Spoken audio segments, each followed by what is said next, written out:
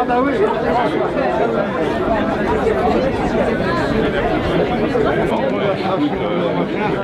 On était à la vendée d'avant-guerre mondiale. Non, non, bah, on va aller-y. Et voilà ce bel équipement. Ah bah oui, peut-être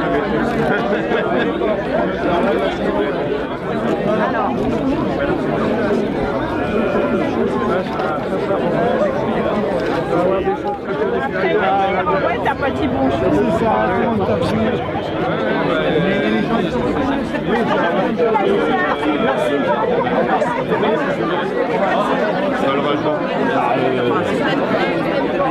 Là, on a celui-ci, les cibles peuvent servir de grille, peuvent servir de support.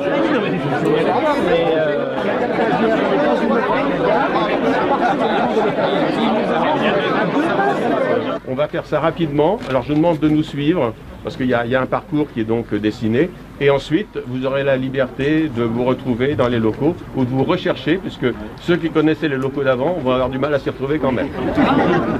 Eh bien, on y va. Moi je suis. Bon, tu vas bien? Pardon. L'été, c'est bien, ça passe bien. On suit. Allez, Jackie. Ah oui, c'est bien. C'était la question. Oui, ça commence. Voilà. Non.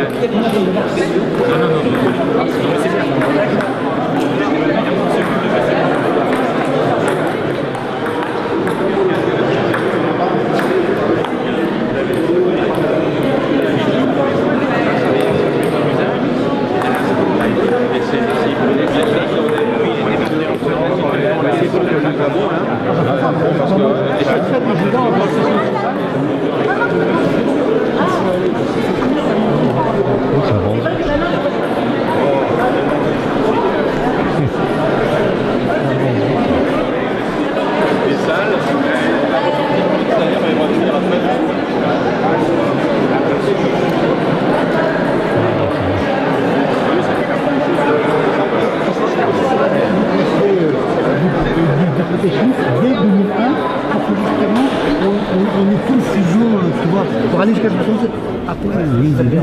Puis celle-ci, elle est équipée pour les activités artistiques, etc. pour pouvoir avoir le choix. Pas mal. Oui, c'est vrai. Et ça coûte rien de plus.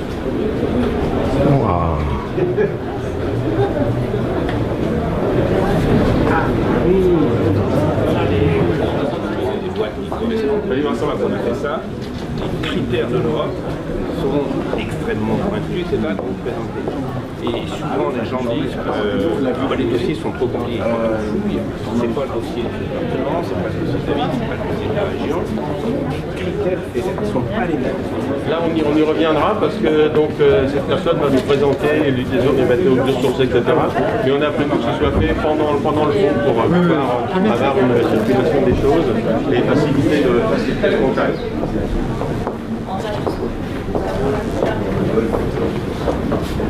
Non, t'as des voix pour toi, ton bureau. T'as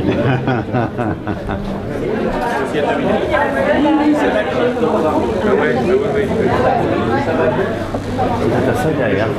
Et les espaces qui permettent de rangement, de pouvoir mettre des trucs en préparation pour pouvoir tout à fait. Donc on va passer par l'extérieur. On voit ça. Alors, on va mettre avec une rationalisation des espaces qui n'existaient pas. Et donc on a réussi au travers de ça à recombiner les choses. Bonjour Pierre. C'est pas en avance, mais c'est vrai qu'il fallait se partager un peu. Donc recombiner les choses pour pouvoir avoir une meilleure rationalité et que ça corresponde aussi aux utilisateurs. faut le dire, avec l'Europe, on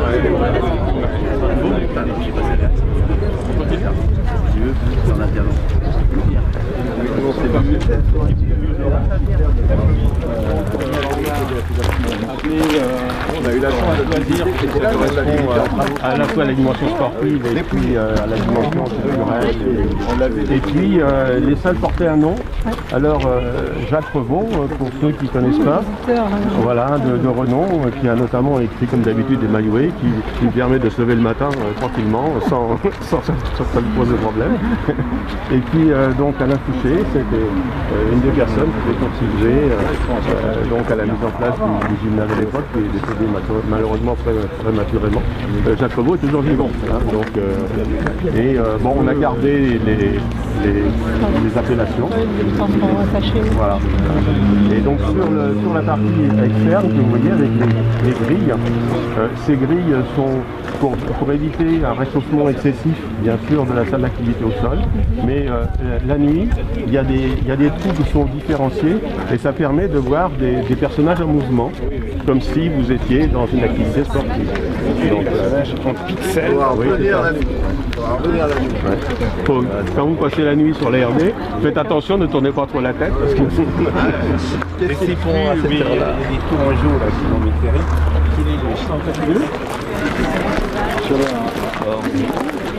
Ouais, ça fait des envies, ça. Je te dis bonjour. Si, je te dis bonjour.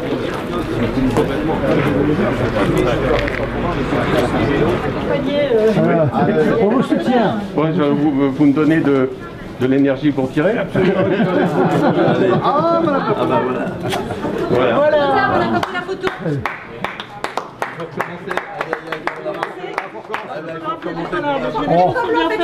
Bon, là on recommence.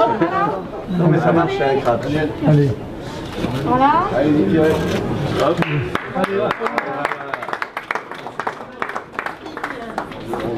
Bonjour. Bonjour. Merci d'être là. Ah bah, et puis, hop, Anne-Soé alors. Bah écoutez, hein, on va se placer par rapport au ruban. Ce qui serait peut-être bien, c'est qu'on se mette de l'autre côté pour qu'on puisse voir la salle. Et... D'accord. Voilà. Notre applaudit. Voilà. Merci. Monsieur le maire, soutenez-moi. Je vous C'est soutiens. moins important. Voilà. Voilà. On va découper. À l'annoncer que vous avez des grands amis. On peut applaudir. Bravo, applaudissez.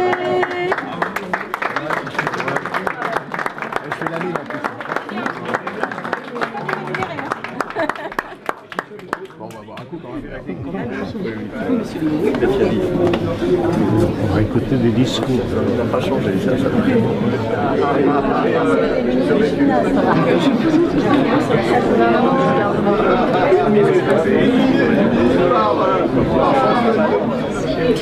À l'ensemble de ceux qui le souhaitent. Oui, mais si vous voulez, les officiels, on va se placer donc, dans cette situation-là. Et donc, oui, oui.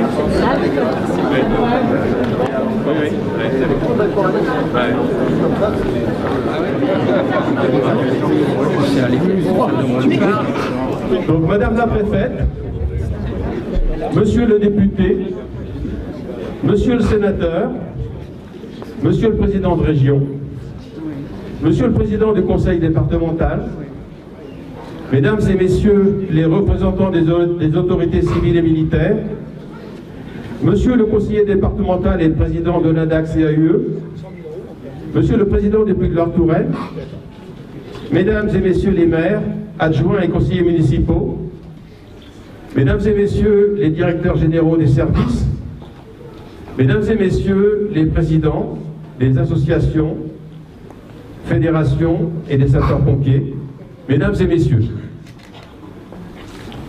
l'inauguration de l'espace loisir Revaux-Fouché est pour nous la fin d'une aventure bien accompagnée et bien maîtrisée grâce au fort soutien des pouvoirs publics.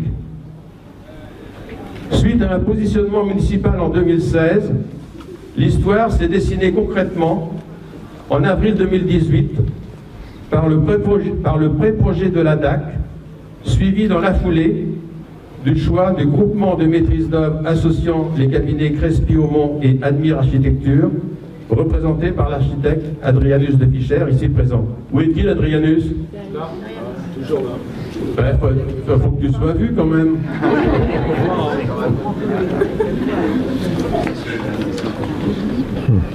Donc, de nombreuses études d'ingénierie, plusieurs rencontres avec l'architecte des bâtiments de France s'en sont suivies pour parvenir au montage du projet courant 2019. Comme vous venez de le constater lors de la visite du site, la réhabilitation structurelle et énergétique de l'espace loisir avec des matériaux biosourcés, complétée d'une extension pour les activités au sol et l'installation en terrasse de 282 m² de panneaux photovoltaïques en autoconsommation est une réalisation d'envergure. Notre équation de départ fut alors d'imaginer comment parvenir à financer une opération de 2,2 millions d'euros à l'époque, à hauteur de notre budget municipal, sans véritable possibilité de recours à l'emprunt. En décembre 2019, nous avons rencontré Madame la préfète, Corinne Orzechowski, pour solliciter le phasage du projet en tranches fermes et conditionnelles sur 2020, 2021 et 2022. À partir de cet accord de principe, qui toutefois ne garantissait pas les montants des subventions, nous nous sommes résolument engagés vers la recherche de moyens, sachant que la tranche ferme 2020 représentait plus du tiers de l'opération. Nous avons obtenu un soutien important de l'État avec la DETR et des CIL, sachant que nous étions dans la cible de réhabilitation énergétique. Notre inscription préalable dans le contrat de Pays de Loire-Touraine en 2018 nous a permis de solliciter les financements de la région attendus sur la partie extension du site, et le conseil départemental a apporté également son aide. Enfin, la perspective d'un appel de fonds européen du FEDER sur l'ensemble de l'opération ouvrait une faisabilité complémentaire. La crise sanitaire du Covid aurait pu anéantir nos initiatives. Mais au bout du compte, ce ne fut qu'un freinage avec des surcoûts malgré tout.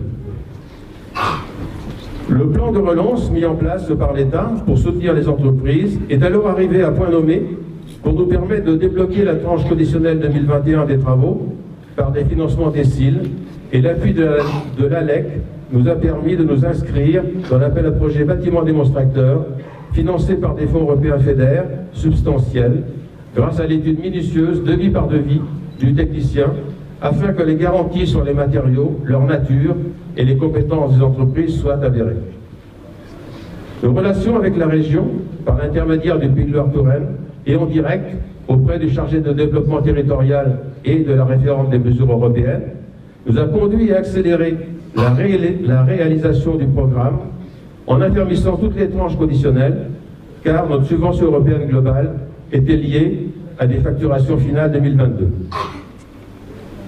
Bien sûr, il s'agit d'un résumé, avec le recul, car nous avons connu des moments de doute intense sur notre capacité à poursuivre, mais chaque fois, nous avons trouvé une issue grâce au soutien des services de l'État, de l'Europe, de la région, du département, ce qui donne les résultats globaux suivants. Opération de 2,4 millions d'euros hors taxes, dont une ingénierie de 170 000 euros, qui représente 7,25% du montant. Des subventions de 2,8 millions d'euros, soit 77%. Fonds d'État décile 2020-2021, 692 706 euros. Fonds d'État DETR 2020 et 2022, 305 471 euros. Fonds européen FEDER sur la globalité, 573 337 euros. Fonds régionaux via le contrat de pays, 180 800 euros. Fonds départementaux F2D 2021, 47 089 euros. Fonds propres, 548 812 euros. Le moment d'adresser des remerciements appuyés est venu. Mais il s'agit aussi de mettre en valeur le partenariat, la chaîne d'action déployée, sans laquelle une opération de cette envergure ne serait pas envisageable pour une commune de 3200 habitants. La DAC pour le pré-projet, l'architecte Adrianus de Fischer et le cabinet Crespi-Aumont pour la concrétisation et le suivi de l'opération, en association avec plusieurs bureaux d'études spécialisés, l'ALEC pour l'aide technique apportée au projet et à l'obtention des fonds du FEDER, les services de l'État avec qui nous avons développé une relation de proximité pour l'octroi des subventions DETR et des CIL, ainsi que pour la compatibilité avec les fonds du FEDER, les services de Puy-de-Dôme-Touraine et de la région pour les subventions du CRST et du FEDER, les services de département pour l'accompagnement de la DAC et l'apport complémentaire du F2D, les entreprises qui ont fait preuve d'une grande capacité d'adaptation à cause de toutes les contraintes administratives, techniques et sanitaires liées aux vagues répétées du Covid, les services communaux pour le suivi administratif et comptable de l'opération, l'apport des services techniques et de son responsable, Emmanuel Goujon, concernant son implication et les travaux complémentaires réalisés en régie. Il est où, Emmanuel Goujon?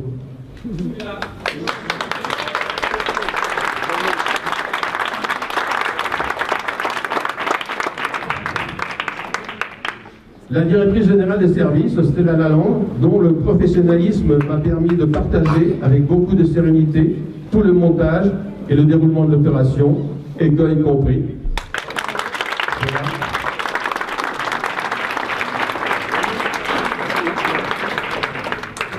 Les adjoints, conseillers délégués, conseillers municipaux, qui ont fait le lien avec les associations pour rechercher des solutions de repli face à la fermeture du site pour 1 an pour travaux, et en particulier Paul-Émile Bellaloum, adjoint aux associations pour son implication sur le projet.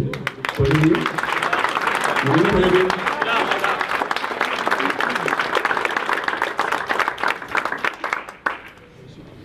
Les communes voisines de Verrette-Larcé et Athée-sur-Cher, qui nous ont ouvert des créneaux d'activité pour nos associations.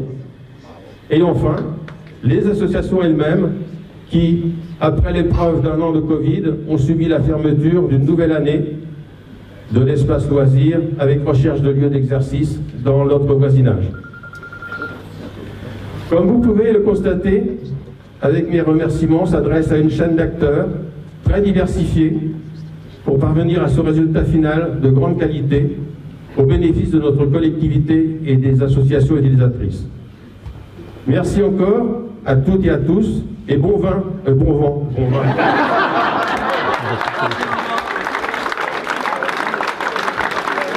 Ouais. Celle-là, elle est bonne. Hein. Encore merci à toutes et à tous, et bon vent à l'espace loisir Grevaux-Couché pour les 20 prochaines années. Merci encore.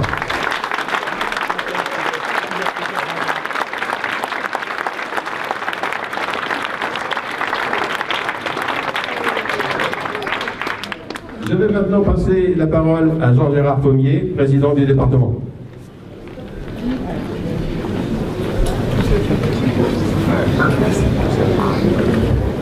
Monsieur le maire, mesdames et messieurs, chacun en vos qualités respectives, monsieur le maire, vous avez raison, c'est un bon cru.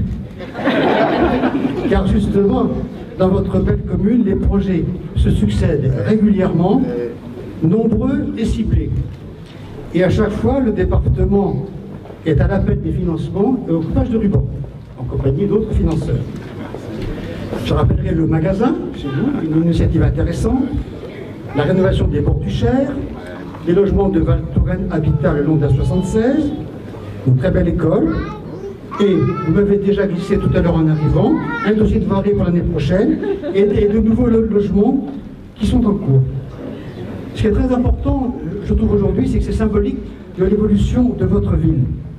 D'abord, cette salle s'inscrit dans l'histoire de votre commune, puisque le premier début a été, il y a longtemps, par Pierre Ménessier-Nodier, et un complément par Hubert Delacruz, dont je salue la présence de l'épouse aujourd'hui. Donc c'est en fait une salle qui est dans l'ADN des habitants de votre commune, qui est parfaitement rénovée aujourd'hui. Et cette rénovation montre bien que vous avez souhaité garder l'âme de ce qui existait, dont ce parquet est un témoin. C'est aussi symbolique parce que Tous les financeurs sont là. Monsieur le maire, vous avez oublié de dire que vous avez frisé le maximum légal de 80% de subvention. Vous êtes à 77%. Donc de ce point de vue-là, vous êtes un très bon maire. Mais ça montre bien que pour tous les grands projets, eh bien, on a besoin tous d'être autour de la table à des montants différents selon les différents objets. Et c'est bien ce qui se va aujourd'hui. Ce projet pour le département, il est double. D'abord, il a été conçu, vous l'avez souligné, avec l'ADAC, l'Agence départementale d'aide aux collectivités, dont la responsabilité est confiée à M. Vincent Louot, et qui vous a beaucoup aidé. Et il y a également le financement. Ensuite, je vous l'avais dit, je ne serai pas plus long, c'est un côté tout à fait exemplaire de construction neuve, des rénovations, je dirais, et de transition énergétique. Là, on n'est pas dans les discours, on est dans la vérité locale, concrète et précise. Et c'est ça qui est important, et je pense que Madame la Préfète est sensible, elle le disait tout à l'heure, à ce que justement, on voit vraiment, là c'est en œuvre, on le voit précisément, parce que c'est une affaire pour nous tous, et je dirais l'actualité nous montre bien que cette urgence est renforcée. Donc le département est extrêmement heureux d'avoir été associé à cette réalisation, et ne doutez pas qu'il sera associé à une mesure raisonnable aux suivantes. Merci, monsieur le maire.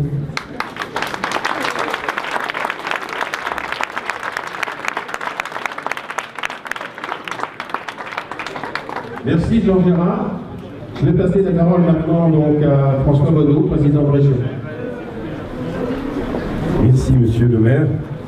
Grand plaisir de vous saluer officiellement Madame la Préfète.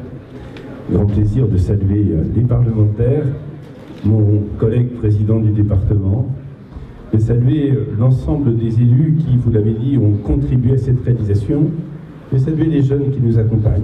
Ce n'est pas le cas partout, il est très sensible. C'est la citoyenneté qui est en mouvement. Puis de vous saluer, mesdames et messieurs, dans vos engagements au service de la ville, de l'intercommunalité, au service des associations. Nous avons affaire à une réalisation qui est exemplaire à 3 titres. Le premier, si vous le permettez, Madame la Préfète, je dirais d'abord parce que l'actualité l'impose, au titre de la prise en compte des enjeux environnementaux. La municipalité aurait pu dire « tout ça est bien vieux, on oublie, on met par terre, on reconstruit ». On sait aujourd'hui qu'il nous faut avoir une utilisation de l'ancien pour faire du neuf. Ça, c'est du développement durable. Et puis la municipalité aurait pu dire « eh bien, on va respecter les règles, les contraintes environnementales, comme certains disent ». Vous nous avez choisi non seulement de les respecter, c'était important, mais de les investir et de faire en sorte que ce bâtiment soit en termes de consommation énergétique totalement exemplaire. On produit de l'énergie, on ne met pas de la clim, on fait du rafraîchissement avec des systèmes qui sont des systèmes intelligents. On va chercher les matériaux du futur qui assez souvent utilisent les ressources locales. Vous avez un bâtiment qui, à ce moment de notre vie commune, est un démonstrateur. La deuxième performance, elle est financière. Je puis vous assurer qu'en tant que président de région chargé à la fois d'écrire les programmes opérationnels pour l'Europe et puis ensuite de les mettre en œuvre, que ce que vous réussissez en mobilisation, réponse à l'appel à projet européen mis en œuvre, est pas facile du tout. Et si vous n'aviez pas eu les financements européens, vous n'auriez pas pu aller à ce niveau de qualité et de performance. Et puis, la chaîne complète des contributions de l'État, tout à fait significative ici, du département, de la région, votre engagement, ça n'est pas simple. Il y a quelques années, certains daubaient sur le millefeuille. Je dis ça aux parlementaires, certains daubaient sur le millefeuille. Le millefeuille, quand il s'agit de réunir des forces de manière intelligente pour apporter des moyens pour un projet très performant, agir ensemble, je considère que c'est vertueux et que ça n'a rien de condamnable, au contraire. Et puis, la troisième performance, si vous me permettez, elle est sociale. Elle est sociale, associer le sport et la culture, le sport loisir, le sport club et la culture et la vie associative, c'est essentiel aujourd'hui. Le Covid nous a montré combien pouvait être fragile le lien social à l'échelle de nos grandes villes, mais aussi à l'échelle de nos villages, de nos petites villes, combien pour les associations c'était compliqué de refaire du commun en sortant de ce moment particulier. Manifestement, c'est au cœur du projet qui est ici, celui de votre commune. Alors moi je suis ravi que la région, dans son travail avec l'Europe, dans son travail avec l'État, dans sa complémentarité avec le département, que la région tienne toute sa place. Cette chaîne, elle est indispensable aujourd'hui. Nul ne peut ignorer que nous vivons sur le plan environnemental, sur le plan financier avec l'inflation, sur le plan social, un moment très particulier de nos sociétés. En serrant les coudes et en travaillant avec les habitants qu'on y parvient, on a là un résultat exemplaire. Bravo!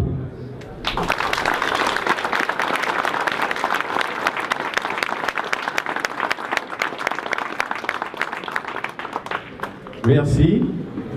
Je donne la parole maintenant donc à Daniel Labaronne, député de circonscription, qui aura aussi le temps de parole de Birlot qui lui a laissé, parce que donc notre député a besoin des fois d'un peu de temps pour s'exprimer. Non, une minute. Alors, monsieur le maire, madame la préfète, mesdames et messieurs les élus, mesdames et messieurs en vos titres, grades et qualités, mesdames et messieurs. Alors, c'est vrai que je me souviens qu'à l'occasion de l'inauguration des berges sur Cher, je ne sais pas ce qui m'avait pris, j'avais beaucoup disserté et on m'en avait fait gentiment le reproche. Vous dire que s'agissant de cette inauguration, je suis particulièrement heureux d'être parmi vous pour plusieurs raisons. La première, c'est parce que quand j'étais venu visiter le chantier le 2 juillet 1921, pas du tout 21, 2021, ça ne rajeunit pas, 2021, je n'imaginais pas à quel point ce bâtiment allait pouvoir révéler toute cette potentialité et bravo pour tous ceux qui ont eu le génie de transformer ce bâtiment. Alors je suis très heureux également pour les habitants d'Assy-sur-Cher parce qu'ils vont pouvoir bénéficier d'un équipement complètement revu, réorganisé, agrandi, hein, plus de 500 mètres carrés, m'a-t-on dit, si j'ai bien lu mes fiches. Et bien évidemment, c'est de la vie associative, c'est de la convivialité, c'est du plaisir, c'est de la rencontre, c'est de l'échange, et c'est tout ce qui participe au plaisir d'être dans une commune comme Azé-sur-Cher. Également, je suis heureux pour les associations qui vont pouvoir profiter de ce nouvel équipement et qui vont pouvoir déployer leur activité.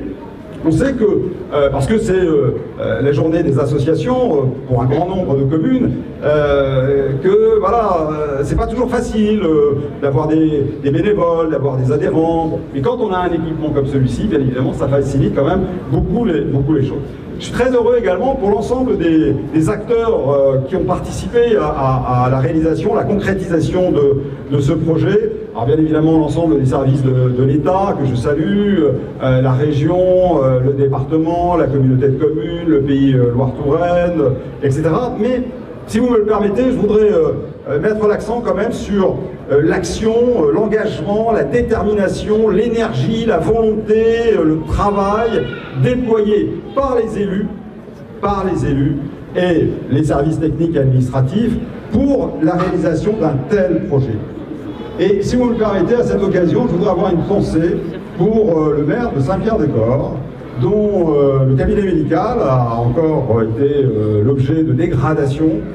Et pour moi, qui suis un ancien maire de Bléré, qui suis maintenant parlementaire, pour moi c'est quelque chose de totalement incompréhensible. Et je voudrais bien évidemment condamner de la manière la plus vive cet incident. Et je trouve que ça ne rend pas hommage, ou ça ne respecte pas en définitive tout le travail que font les élus pour servir le bien commun et proposer des équipements comme celui-ci. Alors, peut-être pour terminer, dire que, bien évidemment, des équipements comme celui-ci qui respectent des contraintes, qui s'inscrivent dans une démarche de transition écologique, ce sont les investissements qu'il faut absolument favoriser. Je voudrais rappeler qu'il y a l'idée d'un fonds vert qui pourrait être créé, c'est la Première ministre qui l'a annoncé, pour justement accompagner encore davantage les projets d'investissement des collectivités locales sur la voie de la transition écologique. Et ça me permet ici de dire que dans cette salle, il y a beaucoup d'élus justement qui portent des projets d'équipement public très en phase avec cette préoccupation de la transition écologique. Alors je ne vais pas tous les citer, mais il se trouve qu'hier, j'ai visité le chantier de la chaudière biomasse à la Ville aux Dames, qui est un projet tout à fait exemplaire et pour lequel je souhaite que vraiment l'État puisse encore abonder en termes de subventions. Peut-être un point pour dire que, bien évidemment, l'État est là, mais rappeler quand même que si l'État donne des subventions à travers la DETR ou la DSIL, c'est que préalablement, les parlementaires ont voté les lois de finances et qu'ils ont accordé les crédits en faveur du développement des investissements à travers la mission de cohésion du territoire, etc. Donc bravo pour cette réalisation qui s'inscrit dans les préoccupations du moment, celle de l'énergie qu'il ne faut pas gaspiller et qu'il faut utiliser avec efficacité. Si vous permettez, vous remplacez la notion d'énergie, et là je vais faire un petit point politique, mais très rapide, si vous remplacez cette notion d'énergie par argent public, eh bien l'argent public aussi c'est une denrée rare qui va coûter de plus en plus cher, pour laquelle il faut qu'il n'y ait pas de gaspillage et qu'on l'utilise également de manière très efficace. Donc la question de l'énergie comme la question de l'argent public se rejoignent et ici nous avons justement la concrétisation de ces deux préoccupations à la fois en faveur de l'économie d'énergie et en faveur de considérations liées aux économies budgétaires, puisque quand on regarde bien, cette réalisation, somme toute, n'a pas coûté très cher. Non, non, là, 2 millions d'euros tout compris, 2,4 millions tout compris, hors taxe, mais bon, avec 80% de subventions, dont une grande part d'ailleurs de l'État, c'est quand même un équipement qui à la fois se préoccupe de l'argent public, mais en même temps tient compte de nos enjeux environnementaux. Je vous remercie. Bravo.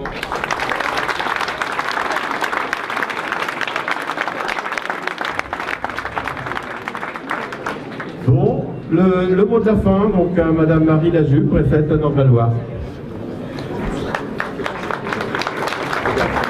Merci Monsieur le maire qui nous accueillait, messieurs les parlementaires, Monsieur le président du conseil régional, Monsieur le président du conseil départemental, Monsieur le conseiller départemental et président de la DAC, mesdames et messieurs les élus municipaux, que vous soyez maire des communes voisines, adjoints sur la commune d'Azay-sur-Cher ou jeunes représentants démocratiques du conseil citoyen, du conseil municipal des jeunes, c'est ça la dénomination. Je salue aussi votre présence si importante. Mesdames et messieurs, les représentants aussi du monde de l'engagement sportif et associatif qui joue un rôle si fondamental dans l'animation de la vie sociale, citoyenne pour nos concitoyens et puis beaucoup d'habitants. C'est un moment qui réunit, on sent que cet événement est fondamental et cet équipement joue un rôle de proximité très fort sur cette commune. D'abord, je suis ravie d'être avec vous parce que ça ressemble à la vie de nos communes, de nos territoires, d'une période de rentrée à la vie normale. Et ça, qu'est-ce que ça fait du bien de voir des gens souriants, de voir des gens non masqués qui ne semblent pas trop inquiets pour leur santé dans l'immédiat. Et ça ressemble à un redémarrage de vie normale. On espère vraiment que, malgré des inquiétudes qu'on peut avoir les uns et les autres sur la situation économique, eh bien cette rentrée va être une rentrée pleine d'enthousiasme, pleine de projets et pleine de retrouvailles aussi avec l'ensemble d'entre vous. Je suis ravie d'être avec vous aussi parce que ça me donne l'occasion de vous dire de quelle manière nous avons souhaité sur ce projet et aux côtés de votre commune, Monsieur le maire, avoir une présence forte de l'État dont j'espère qu'elle est à l'image de ce que l'on tente de faire sur le terrain au quotidien, sur l'ensemble de ce département et sur l'ensemble des territoires de la République. Un État à l'écoute des besoins des uns et des autres et des besoins de services publics et de proximité. C'est un équipement dont on voit bien par ce qu'on a vu sur le tatami tout à l'heure, on jouait au ping-pong, on se lançait dans diverses activités, qu'il est utilisé, qu'il est extrêmement utile, qu'il est utilisé à la fois par des créneaux scolaires, au moment où le ministre de l'Éducation nationale renforce l'activité sportive notamment, en doublant les horaires pour les collégiens, en demandant à ce que l'ensemble des écoliers en élémentaire fassent une demi-heure de sport par jour, il faut qu'on ait des équipements, il faut qu'on ait des équipements disponibles et il faut qu'on ait des équipements beaux dans lesquels les uns les autres se sentent bien, des équipements qui puissent accueillir des événements culturels nombreux aussi. Et donc il faut qu'on utilise bien l'argent public pour des choses qui soient vraiment utiles à nos concitoyens. On a tenté d'être à l'écoute aussi à vos côtés avec une dévolution des moyens de l'État qui est en augmentation très forte ces dernières années. La capacité de l'État à soutenir, à accompagner des projets d'investissement, elle a quasiment doublé dans ce département ces dernières années, parce qu'on a besoin à la fois de créer du neuf et puis de redimensionner, de repositionner les équipements existants. On est à vos côtés et on essaye de l'être avec une logique d'équilibre entre les territoires urbains et les territoires ruraux, avec une logique d'équilibre entre les équipements sportifs, la voirie, les équipements éducatifs, mais toujours dans cette idée du service public de proximité et d'une vraie utilisation de ces équipements. C'est-à-dire que l'argent public, comme vous l'avez dit les uns et les autres, on souhaite vraiment qu'il soit bien utilisé et la proximité entre nos services dans l'étude de ce dossier avec la sous-préfète de l'arrondissement de Tours, qui regrette de ne pas être là aujourd'hui, mais dont je sais qu'elle a eu de nombreux contacts avec vous, allait tout à fait dans ce sens. Et puis la dernière idée, c'est que cet argent public de l'État, vous l'avez aussi les uns et les autres évoqué, il va avec un certain nombre d'exigences qualitatives, notamment en matière de transition écologique et énergétique. La crise actuelle va nous forcer peut-être à aller plus loin, mais déjà, au moment où vous avez formalisé ce projet, vous avez formulé ce projet, nous étions dans l'idée que chaque euro investi par l'État, et c'est près de la moitié de l'investissement ici qui est fourni par l'État, eh bien, il faut qu'il soit bien utilisé dans le respect de vous, jeunes gens, de vous, enfants qui êtes là, de votre avenir et de perspectives qui garantissent la poursuite d'une vie de qualité sur notre planète. Ça passe par la rénovation énergétique des bâtiments et c'en est une très belle illustration. Alors vive les activités sportives et culturelles qui vont pouvoir être conduites tous les jours dans cet équipement et la vie citoyenne et démocratique qu'elles accompagnent. Vive l'engagement aussi des élus, des équipes, des associations qui ont permis de faire vivre cet équipement. Vive la République et vive la France.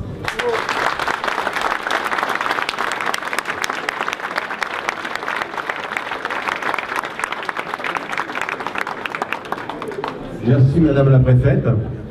Donc avant de passer au pot qui se trouve derrière vous, je voulais vous informer de la présence du Centre permanent d'initiative pour l'environnement qui se trouve dans le bar derrière vous, avec un stand pour vous présenter le fonctionnement des panneaux photovoltaïques, des matériaux d'isolation performants et vous sensibiliser globalement au changement climatique. Je pense que ça fait partie aussi de la situation dans laquelle on se trouve aujourd'hui.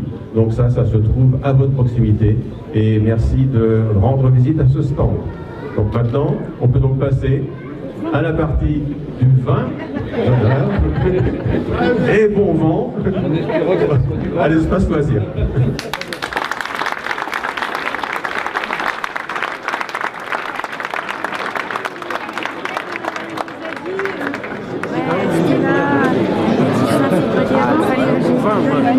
Salut la boue.